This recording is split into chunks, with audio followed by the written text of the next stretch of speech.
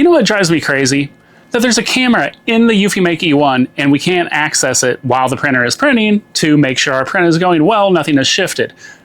Just add a live camera view button. I don't know. I'm not an app designer, but that seems like an easy step. But since that's not the case, I decided I wanted to make my own top cover plate where you can mount a camera and be able to see on an app live while the printer is printing to make sure everything's going okay. So I started designing and I went through way too many iterations. This is only like half of them. I think I made 12 different versions of this top plate.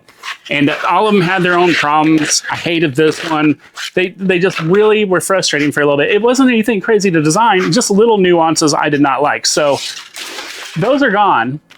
And now I ended up with this final version here. So we've got embedded magnets in here. So the camera just goes on here, clips into place, and you're good to go. You can put it at whatever angle you want. So that way you can see the print from however you want to view it. Importantly, we have an embedded magnet right here that we're going to want to put in or else that printer is not going to run. This is what tells the sensor a lid is on. So I don't want to come back after a 3-hour print and find out it's shifted midway and everything is ruined whenever I could have paused it and saved some ink. This way I can keep an eye on it and know that everything's going well. So I hope you guys like this solution. Plus we're going to talk about some other things that I really like that I've done with the printer. I've also got a few products that I think are really sellable that I've tried out and I want to share with you guys. So I think you guys will like these. I do think that they're really sellable. And also I have some more tips for the Amazon silicone mats on there for helping keep the product in place if you've got something a little bit taller. If things are perfectly flat, then it works pretty well. But if you got something that has some space underneath, something like that, these tips will help with keeping those in place. So first let's talk about this plate.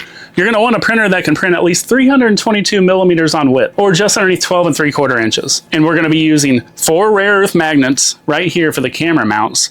And then we're gonna be using one smaller rare earth magnet right here for the sensor on the printer. All right, so first we'll look at printing it up, adding the pause layer, and then dropping in our magnets. Okay, so we have our lid in our slicer. We're gonna go ahead and slice it. And we're gonna come in here, zoom in a little bit, and we wanna bring this down to the layer where the magnet holes fill. See how it gets that top layer there? On mine, it might be different on yours if you change the print height, but between layer 16 and then layer 17 is when it fills over those holes. So we want to make sure supports are not on because we don't want those filled. And we're going to add a pause at layer 16. To do this, we'll just right click, add pause. And now you have to slice it again. And now it is sliced so that it's going to pause here at 1 hour and 40 minutes. Is going to add a pause, and then we're going to drop in our magnets. And we'll place all 4 of those in these holes, and then we'll resume the print, and it'll cover them up, and then continue on. And then we'll just print the plate. All right, so we've got our pause here for us to insert the magnets. You can see that our holes are right there, and we're going to go ahead and place these. With the bottom of these Wyze cams, the magnet does need the correct polarity. This way, see, it pushes it away. If we flip it over, so that way is the way that we want it. So we're going to take these and keep this stack up because the way that we're printing this, these need to face up because it'll sit on top. Make sure you don't mix this up because otherwise it is not going to stick.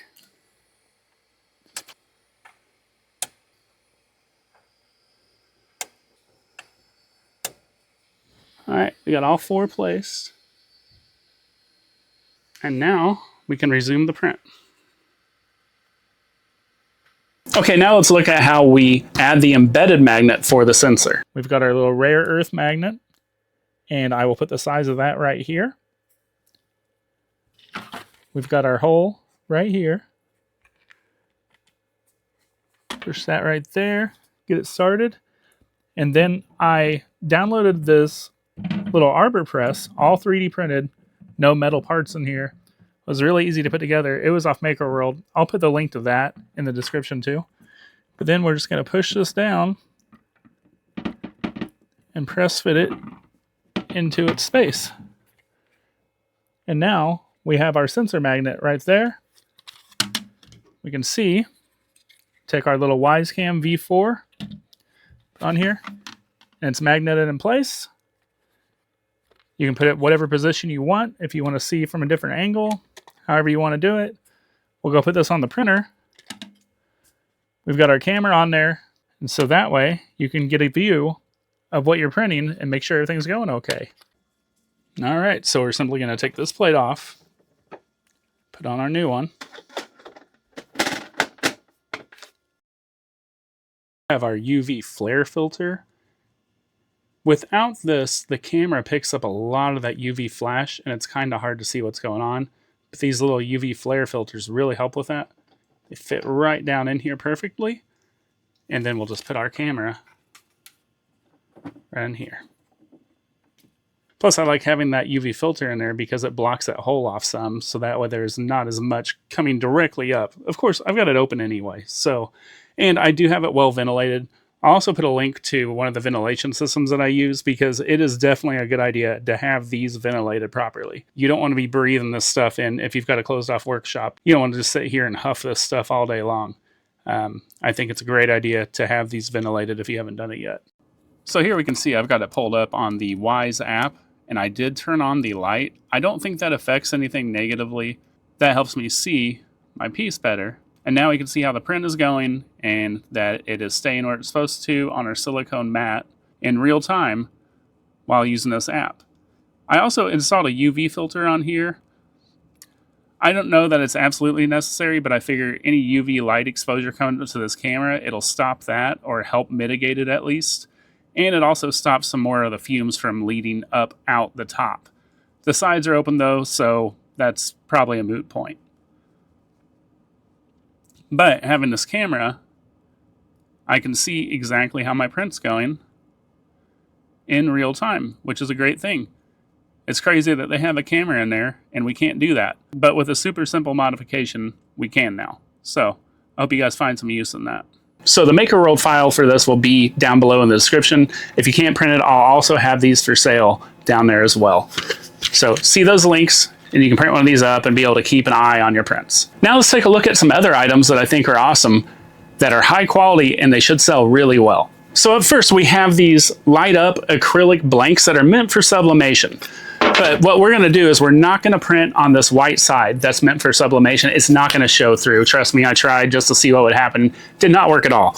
But we're going to print on the front acrylic side, and we're going to want to print darker images on it. So that way the light can show through those lighter parts. I'll show a couple of examples here. But these worked really well for this. Just be sure you take off this top plastic coating. Otherwise, you're going to have a temporary print.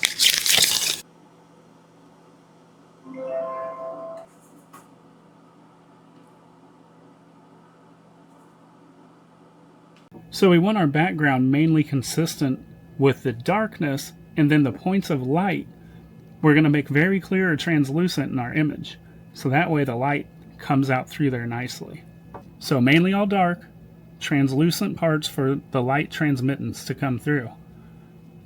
And it creates a really nice effect. Now let's take a look at these little metal bottle openers. These are meant for sublimation, but with a little bit of prep, just a tiny bit of prep, we can have them ready for UV printing. So I just wanted to show you guys real quick.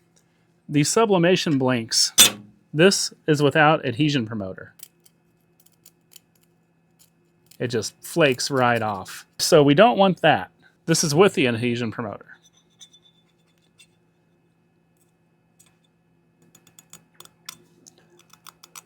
A little bit tougher to get off, but it will still come off. So we don't want that. But if we take some 800 grit sandpaper, and we're just going to lightly scuff this up. We don't need to get crazy on this. But we just want to break that surface area up. We just want to make it not quite so smooth. We want to give the ink something to grip to. So I know sanding, nobody wants to do it, but this is very easy. We just do it just enough to make it so it's not quite so smooth. All right. Now, adhesion promoter.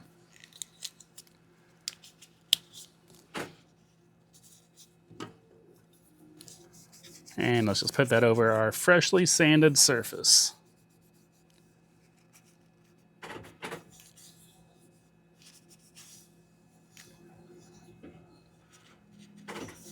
Now we'll let that dry and we'll get that one printed.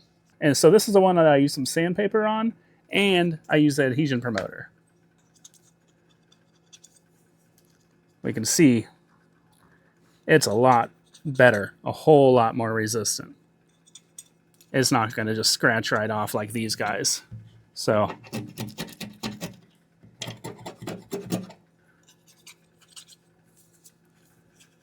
and there we have a good product that can actually stand up to some use, unlike these guys. So sanding it is important. Just a light sand. You don't have to go crazy with it. It's super easy to do. And then just some adhesive promoter, and we can use these sublimation blanks with our UV printer. So that's nice. We've got a good sellable product here. And then we've got the glasses. These are Anchor Hawking, so they're actually name brand heavy duty glasses. Like, these things have some heft to them. They feel like you've got quality in your hands. And they worked great for this. They don't feel cheapy. They don't feel like they're gonna break whenever you're running the UV print on them because they're plenty hefty. People are gonna appreciate that. So I love these. I've got some great new bar glasses, so I made a whole set of them, of course, because why not? And they look fantastic. So I'm a huge fan of these. Happy to be able to do this stuff in my little shop. Also, luggage tags. Who doesn't need that? Who likes looking for their bag when everybody's bags look just the same? So I made this file. You can download it on Makerworld. It'll of course be linked down below. So you can make these, UV print on them, and have an easily customizable luggage tag to be able to sell. Another thing that's really helped me with those Amazon silicone mats, most things, if they're kind of flat, they don't move around on it. They sit really well and you don't have to worry about it. But sometimes you have an object that has a cavity underneath, or it's taller and it just might shift a little bit. These little silicone bottle caps I found work perfectly. As you push down on it, it creates a suction between it and the silicone mat, holding your part in place so it does not move at all. It's quite incredible how well these work to keep an object locked in. But yeah, these work great on there. Another thing that I like to use are these little silicone mats. These work great for if you have a really thin object that you don't want to move around, that you're worried that might shift. These don't take up hardly any room at all. You can see how thin that is there. And you want to use the glossy side. One side's more of a matte. That's not going to stick as well to the silicone, but this glossy side sticks to it very well. So I'm just going to cut this a little bit. I like to cut these. That way they're a little more manageable.